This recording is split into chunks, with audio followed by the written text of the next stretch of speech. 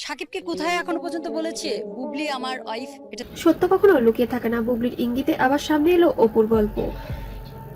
বিনোদন দুনিয়ায় আবার শুরু হয়েছে তীব্র ঝড়। বুবলির এক রহস্যময় বাক্য সত্য কখনো লুকিয়ে থাকে না এমনই আলোড়ন তুলেছে যে নটিজেনরা বলেছেন এটা নাকি অপুর দিকেই ইঙ্গিত।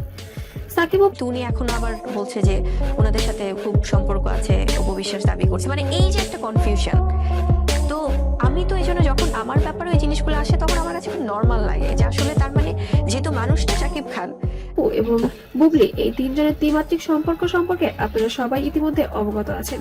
এক সম্প্রতি লাইভে বুবলির আবেগ ভরা কণ্ঠে বলেন, সত্য কখনো লুকিয়ে থাকে না, সময় সবকিছু উত্তর দেয়। এই লাইন শোনার পরই ভক্তরা তোলপাড় শুরু করে দেয়। সেই সত্য কাকে উদ্দেশ্য করে বললেন? বুবলি কি কোনো পুরনো ঘটনার দিকে ইঙ্গিত করেছেন? অপুর কথা বলছে নাকি অন্য কিছু বোঝাচ্ছে? এই দিয়ে মুসলমানের সাথে বিয়ে হলো, মানে আজকে অনেক কিছুই তো আসে। এটার প্রসেসিংটা কি ছিল এবং ওনার যে ডিভোর্স হয়ে গেছে কি। ভক্তরা এখন বুবলির সেই এক লাইনের বিভিন্ন ব্যাখ্যা দিচ্ছেন। কেউ বলেছেন এটা নাকি সম্পর্ক ভাঙার পুরনো কারণ, কেউ বলেছেন অপুর সঙ্গে আগে টান পড়নের ছাই, আবার কেউ বা মনে করছেন এটা শুধু বুবলির আত্মসম্মানের কথা। তবে গল্প এখানে শেষ নয়। বুবলি যে আঘাত পেয়েছে তবুও চুপ আছে, তার কথার মধ্যে এগুলোই বারবার প্রকাশ পেয়েছে। এই লাইন যেন পুরো নাটকের নতুন মোড় দেয়। ভক্তরা বলেছেন এটা নাকি কোনো লুকানো ঘটনাকে ইঙ্গিত করেছেন। সব মিলিয়ে বুবলির এক বাক্যে আবারও সামনের চেয়ে অপুর নাম তৈরি হয়েছে নতুন বিতর্ক, নতুন গুঞ্জন।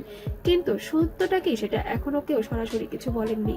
অপুর সাইড থেকেও এখনো কোনো বক্তব্য চাওয়া যায়নি। তবে শবনম বুবলি অনেকবারই ইঙ্গিত দিয়েছেন। তবে সাকিব খান যেন পুরো বিষয়টা নিয়ে এখনো যেন চুপচাপই আছে। যে শাকিব খানের সাথে অপবিশ্বাসের কখনো বিয়ে হয়নি, হিন্দু মুসলিম কিভাবে বিয়ে হলো? আছে উনি যদি হিন্দুই থাকে তাহলে কিভাবে